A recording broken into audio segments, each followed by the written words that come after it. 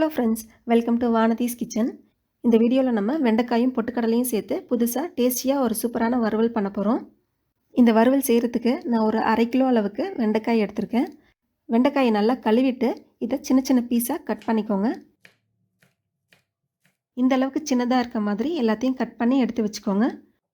இப்போ ஒரு பேன் அடுப்பில் வச்சுட்டு இதில் ஒரு 4-5 ஸ்பூன் அளவுக்கு எண்ணெய் ஊற்றிக்கலாம். எண்ணெய் காஞ்சதும் கொஞ்சமாக கடுகு, உளுந்தம்பருப்பு போட்டு நல்லா பொரிய விட்டுக்கோங்க. கொஞ்சமாக கருவேப்பிலை சேர்த்துட்டு நம்ம கட் பண்ணி வச்சுருக்க வெண்டைக்காயும் இதில் சேர்த்துக்கலாம்.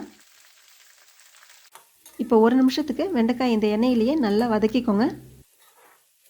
வெண்டைக்காய் கொஞ்சம் வதங்கினதுக்கப்புறம் இதுக்கு தேவையான அளவுக்கு உப்பு போட்டுக்கோங்க. அப்போ தான் வெண்டைக்காயில் வழுவழுப்பு தன்மை இல்லாமல் இருக்கும். இப்போ இந்த வெண்டைக்காய் நல்லா வதங்கி வர வரைக்கும் அடுப்பை சிம்லேயே வச்சு அப்பப்போ கிண்டி கொடுத்துக்கிட்டே இருங்க.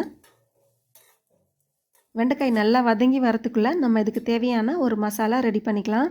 இப்போ ஒரு மிக்சி ஜாரில் ஒரு 50 கிராம் அளவுக்கு பொட்டுக்கடலை சேர்த்துக்கிறேன்.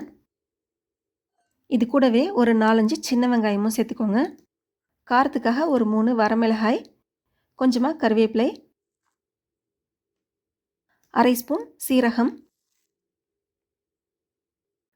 1/4 ஸ்பூன் மிளகு, 1 ஸ்பூன் கொத்தமல்லி விதை.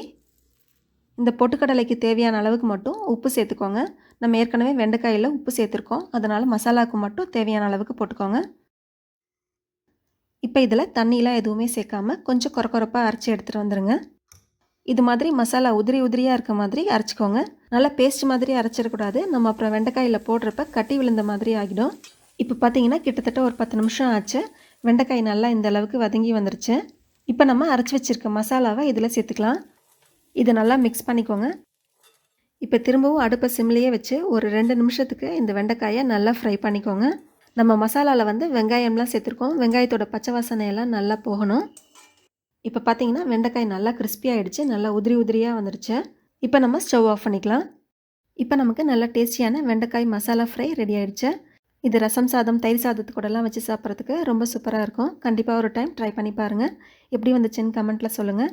இந்த வீடியோ உங்களுக்கு பிடிச்சிருந்துச்சுன்னா லைக் பண்ணுங்கள், ஷேர் பண்ணுங்கள். அப்புறம் இது மாதிரி இன்னும் நிறைய ரெசிபீஸ்க்கு வானதீஸ் கிச்சனை சப்ஸ்கிரைப் பண்ணி வச்சுக்கோங்க. தேங்க்ஸ் ஃபார் வாட்சிங்.